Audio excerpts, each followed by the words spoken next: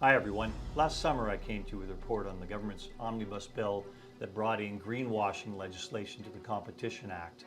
Since then I've heard from many organizations, business councils across Canada, industry associations, chambers of commerce, you name it, they've come up condemning this legislation because it is so opaque, like so much of what this government does.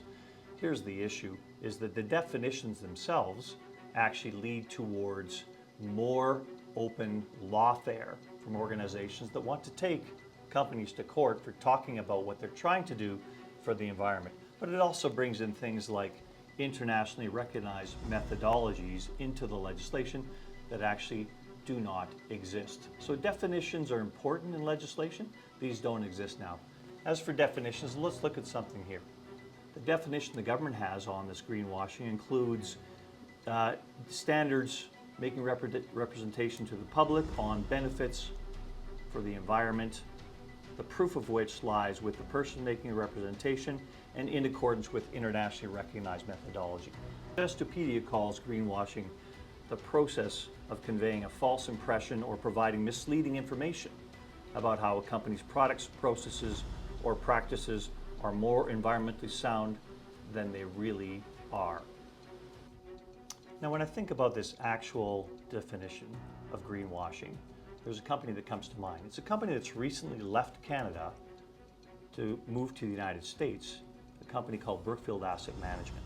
Now, the thing about Brookfield Asset Management is it has been noted to severely underreport its carbon emissions. It does so by not counting the emissions of its subsidiary, Oaktree Capital, and it also does so by using a mechanism called avoided emissions. What are avoided emissions?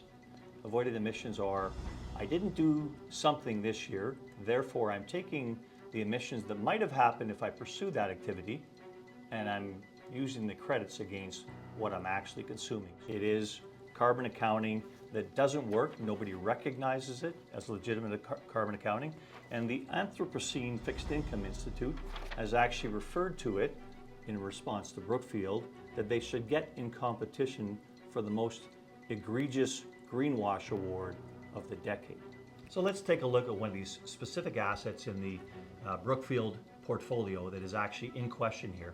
The Dalrymple Bay Coal Terminal in Australia is a coal shipment terminal that is in the process of expanding, and it's owned 49% by Brookfield. When you're going to be shipping more coal, the most emissions intensive fossil fuel in the world, you're going to be emitting more greenhouse gas emissions. You cannot cover that up with this hypocrisy of avoided emissions. Now, most recently, the chairman of Brookfield Asset Management was a gentleman named Mark Carney. Here is Mark Carney's quote about the matter. Brookfield is in a position today where we are at net zero.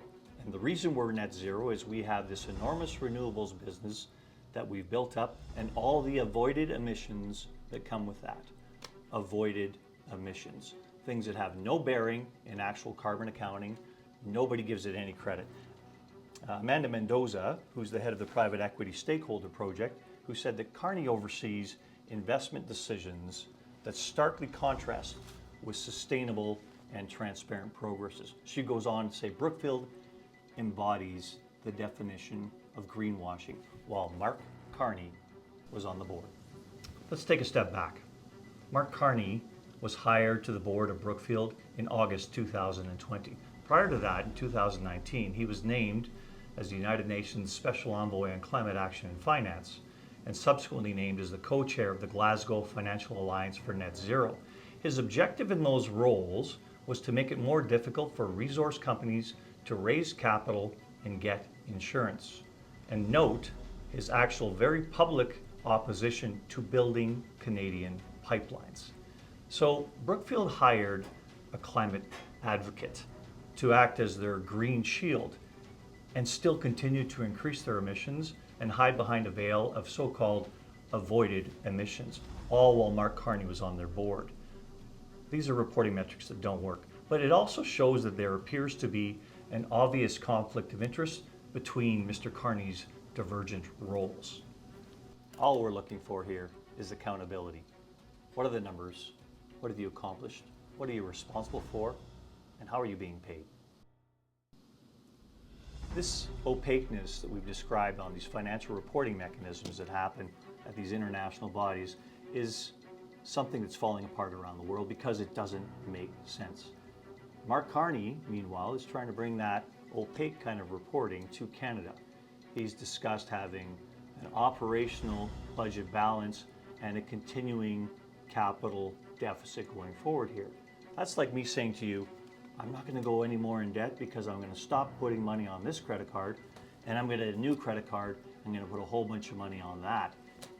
Doesn't solve anybody's debt problem at the end of the day. It is just monkeying around with the numbers. We are in huge debt in this country. We have to start getting back to balance as quickly as possible. Now, incidentally, Brookfield left Canada in January of this year. Brookfield's board discussed Brookfield leaving Canada as its head office in October when Mark Carney was still chairman of the board. Why do companies leave Canada or any other country? It's called re-domiciling. They don't do so for access to capital. You think about the access to capital that Brookfield has already had, they're interlisted on the United States stock markets. Therefore, they're raising money in the US all the time. You re-domicile because of laws or taxes. So, did C59's opaque definition on greenwashing push Brookfield out of Canada? If so, who's next? Now, folks, I've put a lot on the table here as far as what is greenwashing, its various definitions, and its various practices, including the role played by Mark Carney. I would have loved to ask him these questions in the House of Commons, but it looks now that I won't get that chance. Therefore, it's up to you to demand these answers and make sure that he accounts for them, along with his other conflicts of interest he's had over 5 years of advising former Prime Minister Justin Trudeau.